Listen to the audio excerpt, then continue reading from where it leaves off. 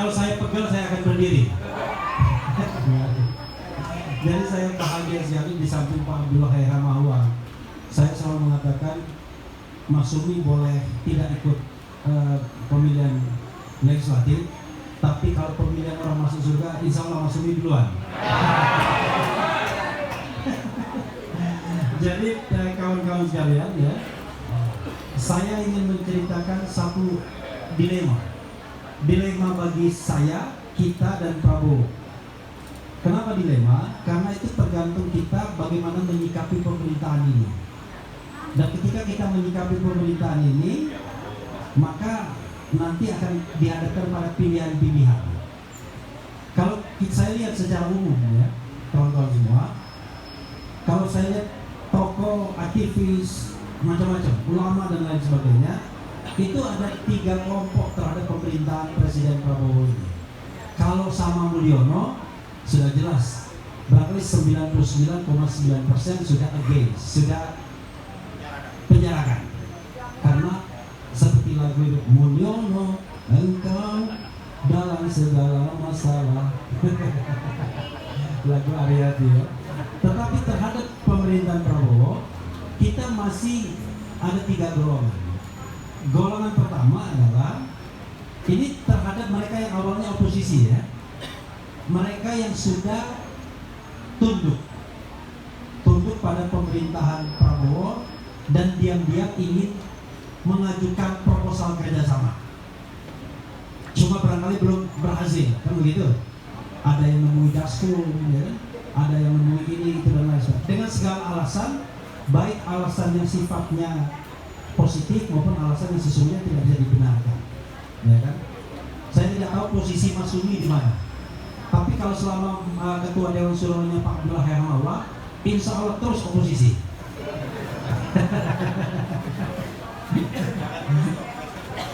Iya kan, maksudnya ini sikap terhadap pemerintahan Prabowo kan.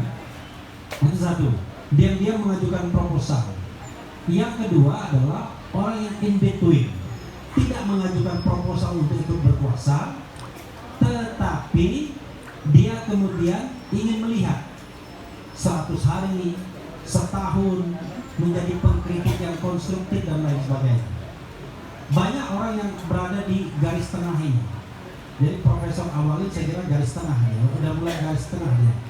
Karena mulai diundang kantor staf presiden. Tahu aja gitu. Karena informasinya A1 soalnya. Tetapi KSP yang dulu, entah KSP Kodari kan, kita nggak tahu KSP Kodari ya. Nah, karena kenapa? Karena kekuasaan pun membutuhkan a second opinion, membutuhkan opini yang kedua kan. Nah ini yang saya kira banyak ya orang yang menunggu ya. Jadi orang yang in waiting terhadap pemerintahan Prabowo ini. Nah yang ketiga, orang yang sudah mengambil sikap radikal, sikap yang pokoknya apapun yang dilakukan pemerintahan Prabowo, dia akan memberikan pendekatan oposisional. Pokoknya kalau Prabowo bilang B, cari mana yang kurang dari B-nya. Nah itu oposisi yang sudah royal, bukan lagi loyal. Saya terus terang saja berada pada dilema. Mungkin dilema itu mau saya sampaikan ke bapak-bapak juga. Kalau soal ikut pemerintahan Prabowo, saya sudah bilang dengan sadar dan berkali-kali, sampai 5 tahun saya tidak akan mengikuti pemerintahan Prabowo Gibran. Jabatan apapun yang ditawarkan akan saya tolak.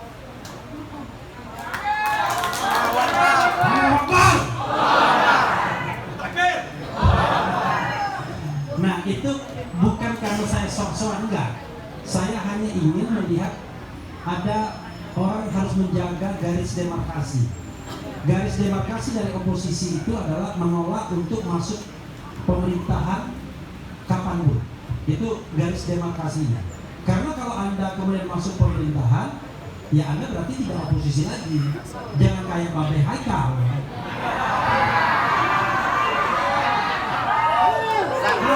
Oposisi itu aneh, itu oposisi terhadap kebaikan dan keburukan. Sontoloyo itu namanya. Itu sih amar ma'ruf nahi mungkar namanya, bukan oposisi. Kalau oposisi itu secara sadar menarik diri dari terlibat dalam pemerintahan, tapi memberikan masukan, entah masukannya royal atau masukannya loyal, ya kan? Ada oposisi yang loyal, ada oposisi yang royal. Royal itu kritik frontal, bila perlu menjatuhkan. Tapi loyal ya konstruktif, memberikan alternatif, masukan dan lain sebagainya. Itu saya berada pada posisi yang ingin memberikan waktu kepada pemerintahan Presiden Prabowo sesungguhnya. Karena kita kan harus bersikap adil, Pak Abdullah ya. Bersikap adil karena pemerintahan ini baru berjalan sampai hari ini kira-kira baru ya setengah bulan ya. Oh enggak, belum sampai 1 bulan, 18 hari. Jadi selama 18 hari tersebut rasanya tidak adil kalau kita sudah sampai pada final judgment, pada final say. Kalau sama Mulyono ya sudah jelas ya kan? Penjarakan, adili. Anaknya kan kita kasih lagunya kan? Fu fa fa makzulin aja. Kan udah jelas kan? Ibu-ibu lebih tahu tuh lagu itu ya. Kan nah, tetapi pada pemerintahan Prabowo kita harus memberikan waktu. Hanya kita objektif, ya kan? Prabowo ini begitu dia berpidato, senang sekali saya.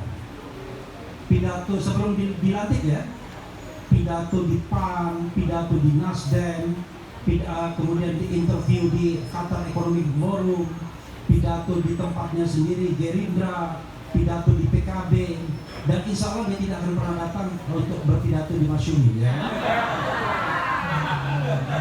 Kalau Prabowo bisa berpidato di Masyumi dengan lancar ya, hebat ya, ya. Karena ilmunya beda makomnya gitu ya. Nah, dulu kita berpikir ini dia akan doing action setelah dia dilantik. Karena soal pelantikan ini waktu itu ngeri-ngeri sedap. Ketika kita bikin aksi tanggal 13 Oktober, wah itu heboh sekali. Balai Sudirman dilarang, kemudian di Bidakara dilarang. Akhirnya kita pura-pura di Grand Alia press conference, padahal kita bikin statement juga. Karena ada dua kepentingan pada waktu itu. Prabowo tidak mau digantung pelantikannya. Coba bayangkan kalau Mulyono nekat tiba-tiba dia bikin dekret kembali pada Undang-Undang Dasar 45. Kemudian pemilihan oleh MPR terpilih kembali dia. Dulu saya mikir nggak mungkin dia berani, tapi kalau lihat kekuatan hari ini dengan penersangkaan Tom Lembong dan lain sebagainya, buzzer-buzzer masih kuat, ternyata masih kuat barang itu ya kan? Dan hari ini dia ke Jakarta dan kata Partai Golkar akan diumumkan kader luar biasa. Jangan-jangan dia yang akan diumumkan sebagai kader Golkar. Artinya nanti kepemimpinan Golkar sudah akan di take over oleh Mulyono. Ini nanti kajian sendiri. Kenapa dia begitu kuat? Ya salah satunya ya ininya banyak nih pasti, ya kan? Gak mungkin kalau ininya sedikit. Orang kan itu cuma dua hal saja, uang dan kuasa. Kalau kuasa secara direct sudah tidak ada lagi, ini secara direct. Tapi uangnya banyak betul. Saya kira hati-hati juga. Tiba-tiba gedung ini pindah ke pemilikannya besok. Karena langsung dibayar 100 miliar, ambil aja. Masukin di lapangan aja nanti ya. Nah, ya bisa terjadi hal tersebut. Karena itu saya lihat, oke, Prabowo ingin dilantik dulu. Lalu Fufu Fafa takut tidak dilantik. Karena pada waktu ada gerakan untuk membatalkan pelantikan Fufu Fafa, ya kan? Saya tidak bilang Gibran, saya bilang Fufu Fafa. Ya, kalau dia ngaku bahwa Gibran Fufu Fafa, salahnya sendiri, berarti benar kan? Nah, oke, lalu kemudian terjadilah pelantikan pada tanggal 20 Oktober. Wah, hebat sekali pidatonya. Pada detik ketika dia dilantik dan berpidato tanpa teks tersebut dan dia bisa menghafali satu-satu kepala negara, mungkin ada teleprompternya kan, ya kan? Ada teleprompternya. Kita terkesima karena saya bikin video pada detik awal dia sudah membalikkan apa yang dilakukan oleh Mulyono selama 10 tahun. Kan pidatonya kan pidato antitesis terhadap Mulyono semua kalau kita lihat. Soal korupsi, soal oligarki, soal macam-macam, ya kan?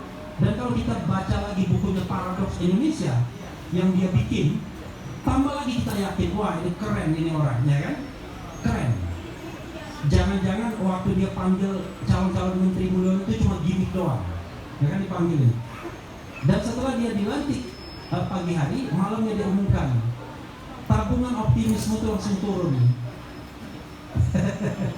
Langsung turun. Dari 48 menteri, setidaknya 18 menteri itu mereka yang pernah diangkat di era Jokowi. Ini bagi sebuah kementerian kabinet yang luar biasa. Bayangkan antara kabinet Jokowi 1 dan Jokowi 2 saja, kadang-kadang tuh bedanya bisa sampai berapa persen. Tapi ini bayangkan lebih dari 30% kabinet Jokowi masih dipakai oleh Prabowo. Ini mengindikasikan, waduh, ternyata seperti Adi Masardi bilang, yang perlu dilakukan Prabowo itu cuma satu saja, dan itu sulit. Bukan mempersatukan kita, tapi mempersatukan antara kata dan perbuatan. Bayangkan, dia bilang, kita berantas korupsi, kan begitu? Tapi yang dia latih orang-orang bermasalah. Ya kan? Ada Mr. B, ada Mr. L, ada Mr. A, saya nggak bilang Erlangga ya, yang saya bilang A ya kan? Gitu. Ada Mr. A, ada Mr. E misalnya. Sudah jadi tersangka, dilantik lagi. Bayangkan. Saya nggak bilang ekor, saya bilang E. Nah, dan itu adalah menteri inti di kabinet Jokowi dan di bidang perekonomian pula. Lebih shocking lagi ternyata diangkatnya pula Mister segala urusan, ya kan? Apa sih segala urusan? 2 jabatan lagi. Saya bilang, wah ini sebenarnya yang presiden ini siapa? Nah makin lalu kemudian kita lihat gerakannya. Oke. Dia Kejaksaan Agung lari cepat. Saya ambil perspektif hukumnya ya. Kejaksaan Agung lari cepat. Ada kasus Zaruk Rika. Jangan disingkat ya. Zaruk Rika, bukan Za. Ibu-ibu bilangnya. Jadi kasus itu menghenyakan kita, walaupun kita udah tahu, tetapi kan ini kan fakta yang ditemukan. Digerebek di rumahnya dapat 920,9 miliar, hampir 1 triliun plus 51 kg emas batangan antam. Resmi itu emasnya itu, ya kan? Antam gimana belinya? Nah, satu, dengan kasus ini saya agak deg-degan. Apakah ini akan merupakan perwujudan dari janji Presiden Prabowo untuk menghantam korupsi? Jadi saya sudah berkali-kali ngomong di TV, kalau satu Markus saja 1 triliun selama 10 tahun, satu pintu Markus, dan kita tahu ini Markus ini cuma dapat fee yang 1 triliun itu. Suap yang dia salurkan itu misalnya 5 kali lipat seperti dalam kasus Robert Tanur ini, ya kan?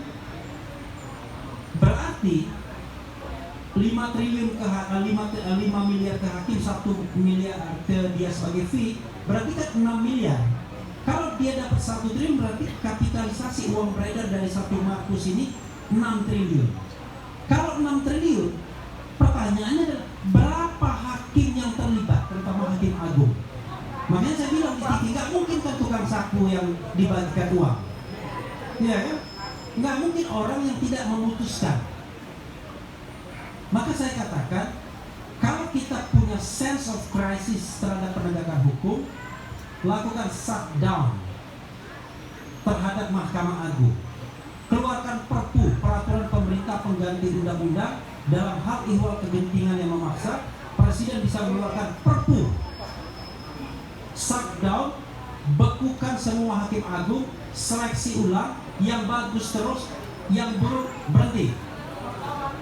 Allahu Akbar. Tapi tidak terjadi. belum ya. Karena pembantu-pembantunya Yusril Iza Mahendra Hasibuan, kemudian Supratman Andi Aktas, Edi Hiarich, kemudian Natalis Pigai, Mugianto. Jangan-jangan itu penggawa-penggawa di bidang hukum ya, 6 orang itu, jangan-jangan nggak mengangkat hal itu luar biasa. Jangan-jangan part of problem juga, bagian dari masalah. Makanya saya bilang, seumur hidup saya jadi lawyer, nggak pernah saya nyuap. Kenapa? Karena beracara itu di Mahkamah Konstitusi. Tapi nggak tahu kalau Bang Yani ya. Tapi saya nggak mau tanya Bang Yani. Karena coba bayangkan, kalau kita shutdown itu, maka pemberantasan korupsi luar biasa. Tapi tidak. Zarul Rikannya ditangkap, nanti diproses, paling kena berapa tahun. Sampai di MA dia juga yang menyidangkan. Selesai. Dengan uang, iya kalau uang 1 triliunnya itu kembali ke negara, jangan-jangan ditilep juga. Ya kan? Sama seperti uang Sambo. Jadi saya diceritakan sama Aiman ya, diceritakan juga sama yang Inang itu, Sambo itu punya uang 100 triliun bukan 1 triliun, 100 triliun minus 1 rupiah. One day keluar surat dari satu bank ke Sungai Bahar tempat Brigadir Joshua, pemberitahuan kalau uang 100 triliun minus 1 itu dibekukan atas nama Brigadir J itu. Bayangkan, dibekukan, sudah nggak ada ceritanya. Begitu di pengadilan berusaha diungkap bukan uang 100 triliun, tapi uang yang mampir di rekening-rekening ajudan Sambo ini yang ratusan juta, yang banyak itu pun nggak digubris oleh hakim, dianggap tidak relevan. Maka kemudian kasus pencucian uangnya itu nggak pernah diungkap. Yang diungkap cuma kasus pembunuhannya. Coba bayangkan, gila kan perputaran korupsi di negeri ini, di wilayah kepolisian, kejaksaan, kemudian di wilayah kehakiman. Dan sekarang teman-teman Pak Gatot Nurmantio juniornya mau ikut-ikutan juga kayaknya ya. Mulai mau ikut-ikutan. Kenapa? Ini bukan korupsi uang, tapi korupsi undang-undang. Hanya saya satu-satunya orang yang mengatakan baru beberapa menit, baru tidak sampai 1 hari, Prabowo Subianto itu sudah melanggar undang-undang. Sedih saya. Karena saya ingat Pak Gatot, teman saya. Sabta Marga ya kan, menjalankan undang-undang seluruh-seluruhnya. Kan presiden kan begitu, menjalankan undang-undang dasar, undang-undang dan peraturan seluruh-seluruhnya. Tapi yang terjadi enggak. Dia angkat Mayor TNI sebagai Seskap. Saya nggak cemburu, biarin aja. Tapi Mbak ya berhenti, karena undang-undang TNI hanya menyediakan 8 jabatan saja bagi TNI aktif. 1 di kantor Polhukam, Politik, Hukum dan Keamanan atau Polkam misalnya. Yang kedua di kantor Kementerian Pertahanan. Yang ketiga di Sekretaris Presiden, Sekretaris Militer Presiden, Sekmil. Yang keempat di Lembaga Ketahanan Nasional. Yang kelima di Dewan Pertahanan Nasional. Yang keenam di SAR. Yang ketujuh di Badan Narkotika Nasional BNN. Yang kedelapan hakim militer di Mahkamah Agung. Dan itu eksplisit mengatakan hanya 8 itu saja. Kalau mau misalnya mengangkat Mayor Teddy sebagai Seska, entah dibilang eselon 1, eselon 2, dan sekarang Kaset Pres, Kepala Staf Presiden juga kalau tidak salah aktif juga baru diangkat. Saya dapat beritanya, silahkan nggak apa-apa. Tetapi 2 hal yang harus dilakukan. Ubah dulu undang-undang TNI-nya, Undang-Undang 34 2004, atau pensiunkan dia. Ya kan? Nah kalau pelanggaran undang-undang yang di depan mata ini nggak ada yang ngomong, cuma Refli Harun yang ngomong, lama-lama nanti kita mengubah undang-undang itu by force, bukan by law. Pokoknya asal Prabowo mau, Panglima TNI membenarkan. Asal Prabowo mau, Kapolri membenarkan. Maka yang terjadi adalah nanti akan terjadi pelanggaran undang-undang secara masif, dan itu dicontohkan oleh orang nomor satunya. Nah itu yang kemudian saya merasa kok begini pemerintah. Oke, gagal satu tadi ya, shutdown Mahkamah, belum ya. Mudah-mudahan tiba-tiba besok mendengarkan Mas Sumi dan samping Pak Abdullah, Prabowo berpikir, iya benar juga nih, kita shutdown aja Mahkamah Agungnya, ya kan? Amin. Takbir. Nah yang kedua, yang hampir gagal juga yang membuat saya kemudian tabungan optimismenya itu mulai turun adalah ternyata hasil pansel KPK nggak ditarik oleh Prabowo. Padahal Jokowi sengaja membuat pansel dan kemudian memilih orang-orangnya agar in favor kepada dia nantinya. Tetap dia ingin kuasai KPK-nya. Tapi ternyata kemarin saya baca Hadi Prasetyo, Setnek, mengatakan bahwa dia ngabisin waktu aja, kita nggak mau lagi, kita konsentrasi ke lain. Jadi dia menganggap nggak penting itu yang namanya memiliki KPK yang kredibel. Gagal, ya kan? 2 sudah gagal. Yang ketiga adalah saya berharap dia mengeluarkan Perpu untuk mencabut Undang-Undang 19 2019 tentang perubahan kedua Undang-Undang KPK. Undang-undang itulah yang melemahkan KPK. Kenapa? KPK sekarang pimpinannya itu bukan penegak hukum loh. Sekarang, jadi kalau dia mau menersangkakan orang, bukan mereka. Dan di KPK sekarang, kemarin berapa hari yang lalu kami datang ke KPK, saya, Abraham Samad, macam-macam saus itu orang, mengeluh mereka. Terpecah 2, kan 4 orang tinggal. 2 pro ke sana, 2 lagi pro keadilan lah. Ya ada faksi keadilan, ada faksi sejahtera kayaknya ya. Nah, mereka mau menersangkakan salah satu wakil menteri yang sudah tersangka dan menang di pra peradilan. Nggak bisa, karena sudah dikuasai oleh penegak hukum di sana. Makanya dia bilang orang KPK, kantor Polsek Kuningan, katanya begitu. Nah, karena itu gagal. Yang ketiga, mimpi saya. Yang keempat, saya bilang, coba rekrut kembali orang-orang kredibel yang dibuang di masa Mulyono, yaitu Novel Baswedan dan kawan-kawan, sepanjang masih fit dan masih proper, kan begitu, dan masih mau. Kelihatannya juga nggak ada reaksi. Jadi 4 indikator untuk menunjukkan bahwa ada keseriusan dalam memberantas korupsi nggak ada. Yang ada adalah menersangkakan Tom Lembong. Saya bukan teman Tom Lembong. Tom Lembong kan temannya Anies Baswedan sama Awali Rizki. Saya baru 2 kali ketemu Tom Lembong. 1 di mobil komando, 22 Agustus, satunya lagi di channelnya Yusuf Marta. Tapi alhamdulillah, Refli Harun terima 400 miliar dari Tom Lembong. Keren cerdas. Nggak mau anak Sumi saya kalau dapat 400 miliar. Iya. Nah, iya. Tom Lembong itu, saya tidak mau membela. Saya bilang, kalau Tom Lembong menerima aliran dana, selesai saya bela Tom Lembong di publik. Tapi yang masalahnya adalah, sampai sekarang kami masih cari-cari kesalahan Tom Lembong. Jadi aliran dananya itu masih mau dicari-cari. Begini, kita di orang hukum tahu betul, gampang menersangkakan orang. Kan ada 2 jalan untuk menersangkakan pejabat.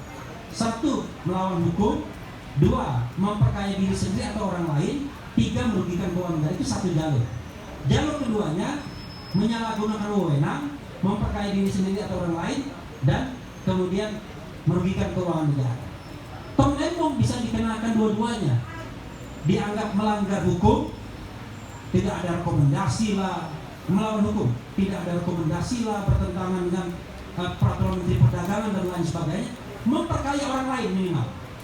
Orang lain itu kan perusahaan yang ikut ekspor gula itu, ikut impor gula, dan dihitung merugikan keuangan negara. Cara merugikan keuangan negara ini, kalau impor ini dilakukan oleh BUMN, harusnya untung 400 miliar, ya kan?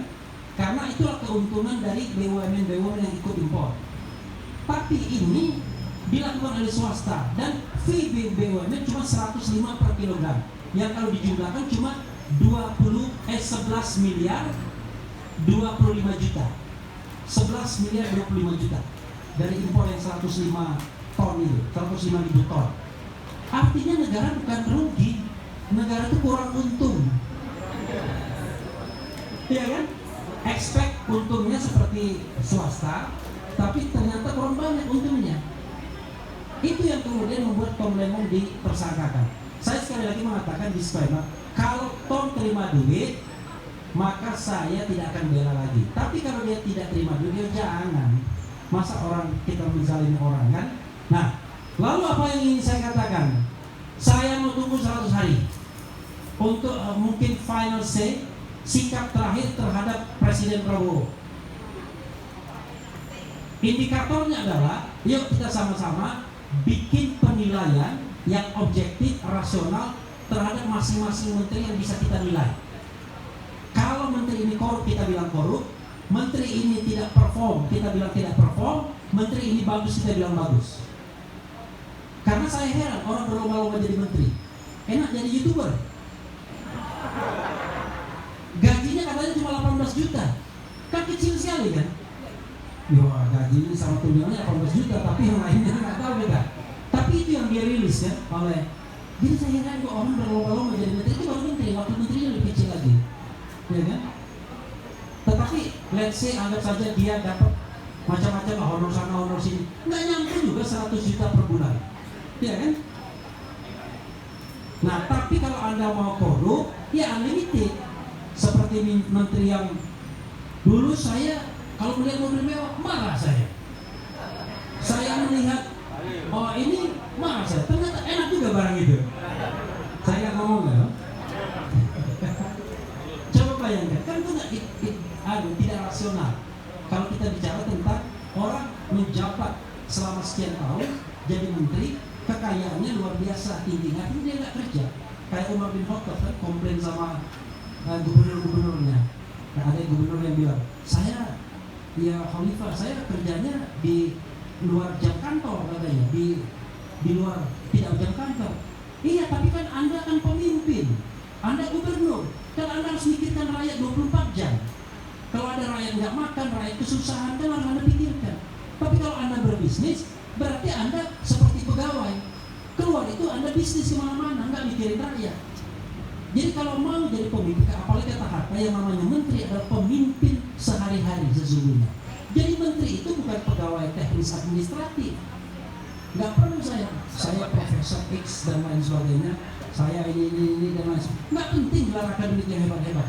Yang penting adalah punya leadership baik, punya visi, bisa mengarahkan. Kemudian yang penting manajemen yang baik. Bagaimana menggerakkan birokrasi. Ada menteri menghadap DPR.